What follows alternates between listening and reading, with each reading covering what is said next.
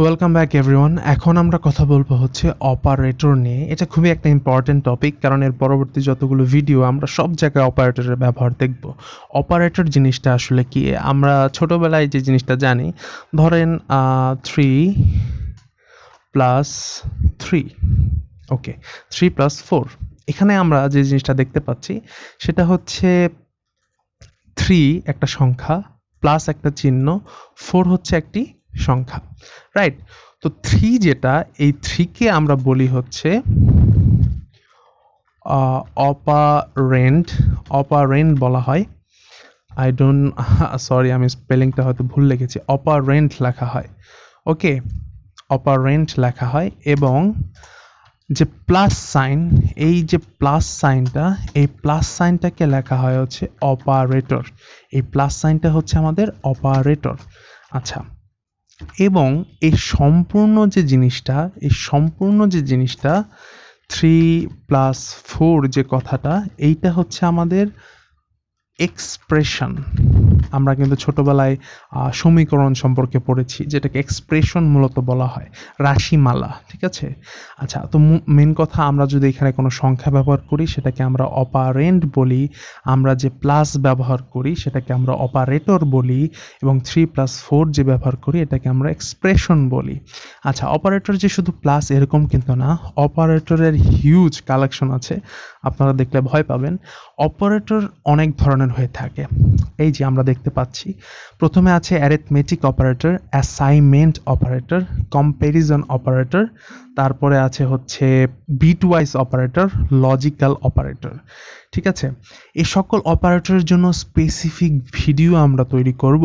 তবে আজকে আমরা প্রথমেই দেখব হচ্ছে অ্যারিথমেটিক অপারেটরের কাজ, অর্থাৎ অ্যারিথমেটিক অপারেটর জিনিসটা আসলে কি। অ্যারিথমেটিক অপারেটর হচ্ছে একদমই বেসিক, আমরা সবাই জানি, সেটা হচ্ছে প্লাস মাইনাস, গুণ, ভাগ, পার্সেন্টেজ।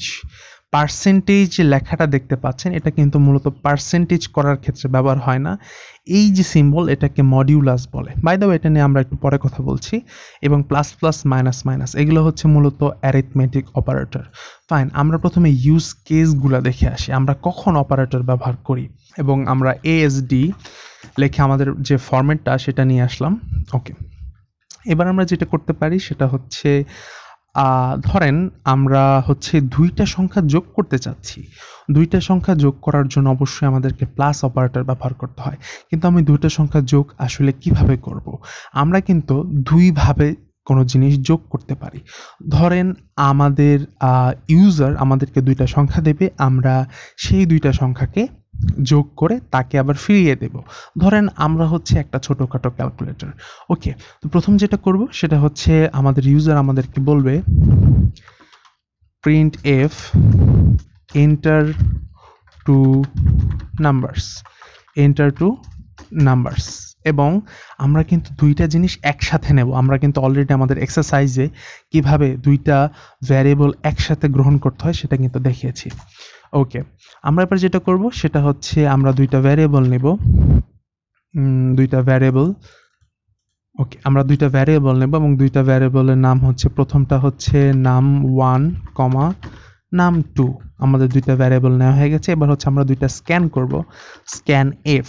আচ্ছা, দুইটাই যেহেতু ইন্টিজার, আমরা কি করব, percentage D space percentage D, দুইটা, এবং এরপরে কমার মাধ্যমে আমরা দুইটা ভ্যারিয়েবলের নাম কিন্তু সিরিয়ালি দিয়ে দিব, নাম 2, ওকে। আমরা দুইটা ভ্যারিয়েবল নিয়ে নিলাম, কিন্তু আমাদের এখানে কিন্তু ভুল হয়েছে, আমাদেরকে এই জায়গায় অ্যাম্পারসেন্ট অ্যাড করতে হবে। অ্যাম্পারসেন্ট ব্যবহার করা হয়েছে শুধুমাত্র এটার লোকেশন বোঝানোর জন্য। আমরা ডিরেক্ট এটাকে লোকেশনে স্টোর করছি, এর জন্য অ্যাম্পারসেন্টের মানে হচ্ছে এই ভ্যারিয়েবলের লোকেশন, ওকে, ঠিক আছে। এবার আমরা যেটা করতে পারি সেটা হচ্ছে, আমরা এটাকে প্রিন্ট করে দেখি যে print F num 1 is equal to percentage d and num 2 is equal to percentage D, এবং সেম ভাবে আমরা কিন্তু দুইটা ভ্যারিয়েবলের নাম এই জায়গায় দিয়ে দেব, num1 and num2। ওকে, দেখি আমাদের কোড কাজ করছে কিনা। আমরা কন্ট্রোল জে শর্টকাটের মাধ্যমে কোডটাকে রান করে দিলাম। ইন্টার টু নাম্বারস, প্রথমটা দিলাম হচ্ছে 4 এবং স্পেসের মাধ্যমে পরেরটা দিলাম হচ্ছে 6। Enter. num1 is equal to 4, num2 is equal to 6। ওকে, এবার আমাদের কাজ হচ্ছে সাম করা। ওকে, সাম করার ক্ষেত্রে আমরা যে কাজটা করতে পারি সেটা হচ্ছে আমাদের কিন্তু দুইটা ভ্যারিয়েবল, এর ভেতরে দুইটা সংখ্যা অ্যাড হবে। আমরা কি করব, প্রথমে আরেকটি ভ্যারিয়েবল তৈরি করব ইন্টিজার, সেটা হচ্ছে সাম, ইন্টিজার সাম। ওকে, ইন্টিজার সামের ভেতরে আমরা হচ্ছে দুইটা ভ্যারিয়েবলের যোগফল বের করব, একটা হচ্ছে num1 এবং আরেকটা হচ্ছে number2। দেখেন, as easy as it is, ইন্টিজারের নাম দিলাম হচ্ছে সাম, অর্থাৎ আমরা নতুন একটি ভ্যারিয়েবল তৈরি করেছি যে ভ্যারিয়েবলের ভেতরে দুইটা ভ্যারিয়েবলের যোগফল স্টোর হয়ে যাবে। এই কোডটি কিন্তু এগুলোর নিচে, রাইট?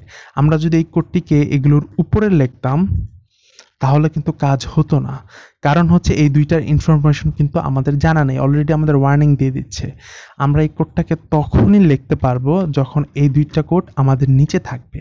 প্রথমে num1 এবং num2 ভ্যারিয়েবলের ভিতরে কিন্তু দুইটা ইনফরমেশন অ্যাড হয়েছে, 4 এবং 6। আমরা যখন এই ভ্যারিয়েবলটা ক্রিয়েট করলাম এবং আমরা জায়গায় num1 দিলাম, num2 দিলাম, যোগ দিলাম, দুইটার যোগফল এই সামের ভিতরে এসে গেছে। এবার আমরা এটাকে কিন্তু প্রিন্ট করে দিতে পারি। ধরেন প্রিন্টএফ দেওয়ার পরে আমরা যেটা করতে পারি সেটা হচ্ছে আমরা লিখতে পারি যে সাম ইজ পার্সেন্টেজ ডি, যেহেতু একটা ইন্টিজার, এবং কমা দিয়ে আমরা লিখে দিতে পারি হচ্ছে সাম। ওকে, এবার আমি এখানে একটা আন্ডারলাইন দিয়ে নিচ্ছি স্কেপ সিকোয়েন্স দেওয়ার মাধ্যমে। ওকে, আমরা কোডটাকে রান করে দেই। ওকে, এন্টার টু নাম্বার, আমাদের টু নাম্বার যোগ করছে হচ্ছে 5 এবং 7। আমাদের কিন্তু অ্যান্সার 12 এখানে চলে এসেছে। ঠিক আছে, এবার আমরা সেম কাজ কিন্তু দুইভাবে করতে পারি। ধরেন আমরা যেটা করতে পারি সেটা হচ্ছে আমরা এই সামের জায়গায় আমরা মাইনাস করে দিতে পারি, আমরা বলতে পারি হচ্ছে সাবস্ট্রাকশন বা সাব লিখি আমরা, এবং সেম ভাবে আমরা কিন্তু সাব লিখতে পারি। ওকে, আমরা যদি কোডটাকে আবার রান করি, আমরা প্রথম সংখ্যাটা দিলাম হচ্ছে 10 এবং পরবর্তী সংখ্যাটা দিলাম হচ্ছে 3, আমাদের অ্যান্সার আসবে 7।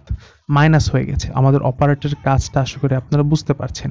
সেম ভাবে আমরা যদি এই জায়গায় ভাগ দেই, ভাগ আসবে। আমরা যদি গুণ দেই, গুণের চিহ্ন হচ্ছে অ্যাস্টারিস্ক যে চিহ্নটা, অর্থাৎ নাম্বার 8 এর সাথে আমাদের কিবোর্ডে আছে, এটাকে অ্যাস্টারিস্ক বলে, এবং এটার মাধ্যমে কিন্তু আমরা গুণ করতে পারি। ঠিক আছে, এবার আমরা যেটা ইউজ দেখব সেটা হচ্ছে মডিউলাস হচ্ছে মূলত এই যে পার্সেন্টেজ যে চিহ্নটা, এটাকে মূলত মডিউলাস বলে, বা অনেকে মডিউলো বলে, অনেকে বলে মড। এটা হচ্ছে ভাগশেষ নির্ণয় করার সিস্টেম। ধরেন আমরা যদি এখানে ডিভিশনের মাধ্যমে আগে ভাগটা দেখিয়ে দেই, ভাগের চিহ্ন দিলাম এবং আমরা এই জায়গায় লিখলাম হচ্ছে ডিভ। ঠিক আছে, আচ্ছা, এবার আমরা যদি একটা জিনিস ভাগ করি, আমরা হচ্ছে এমন একটা জিনিস ভাগ করছি যেটা ভাগ হয়ে যায়। ধরেন আমরা 10কে যদি 2 ধারা ভাগ দিই, দেখেন নাম্বার 1 হচ্ছে এখানে 10 আমি ইনপুট করছি, নাম্বার 2 হচ্ছে এখানে 2, এবং আমি কম্পাইলারকে যেটা বলছি যে ডিভ জাতীয় একটি ভেরিয়েবল তৈরি করো, ডিভ নামের, ডিভিশন, এবং এটাকে কি করো, নাম্বার 1 এর ভাগ নাম্বার 2, এটা দিয়ে যে অ্যান্সারটা আসবে এটাকে এটার ভিতরে স্টোর করে দাও, এবং সবশেষে আমাদেরকে এটা প্রিন্ট আউট করে দাও। এটা হচ্ছে আমি কম্পাইলারকে বলছি। ঠিক আছে, আমি আবার কোডটাকে রান করি। ধরেন নাম্বার 2, আচ্ছা আমি তো কোডটা অলরেডি লিখেছিলাম, 10 2, অ্যান্সার কত আসবে? 5 আসবে, বেসিক কথা, তাই না? কিন্তু আমি যদি এই জায়গায় 11 দেই, ধরেন আমি এই জায়গায় 11 দেই, ধরেন 11 এবং 2, আমাদের কিন্তু ডিভিশন 5 আসছে। কেন 5 আসছে? এখানে তো 5 পয়েন্ট সামথিং আসার কথা, রাইট? এটা কেন 5 আসছে এটা কি জানেন? এখানে 5 আসার কারণ হচ্ছে আমরা এখানে ইন্টিজার ব্যবহার করেছি। ইন্টিজার মানেই তো পূর্ণ সংখ্যা। আমরা যদি এই জায়গায় ফ্লোট ব্যবহার করতাম তাহলে কিন্তু ঠিকই 5 আসতো। ঠিক আছে, আমরা এই টপিকটা একটু পরে দেখছি, কিন্তু আমাদের মডিউলাসের যে ব্যাপারটা সেটা আমরা আগে দেখি। 11কে 2 দিয়ে ভাগ দিলে ভাগশেষ কত থাকে?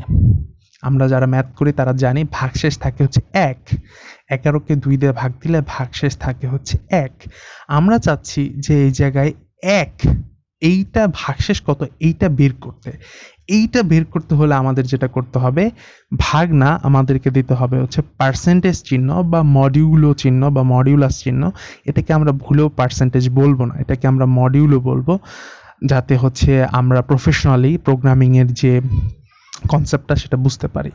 আচ্ছা, আমরা জায়গায় ডিভের জায়গায় দিচ্ছি হচ্ছে মড, এবং সেম ভাবে আমরা ডিভের জায়গায় দিচ্ছি হচ্ছে মড, ডিভের জায়গায় দিচ্ছি হচ্ছে মড।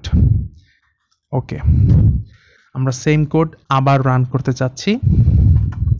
সেম কোড আমরা আবার রান করতে যাচ্ছি কন্ট্রোল জে এর মাধ্যমে। 2টা নাম্বার আগের মতো 11 এবং 2। আমাদের অ্যান্সার কত আমরা এক্সপেক্ট করব?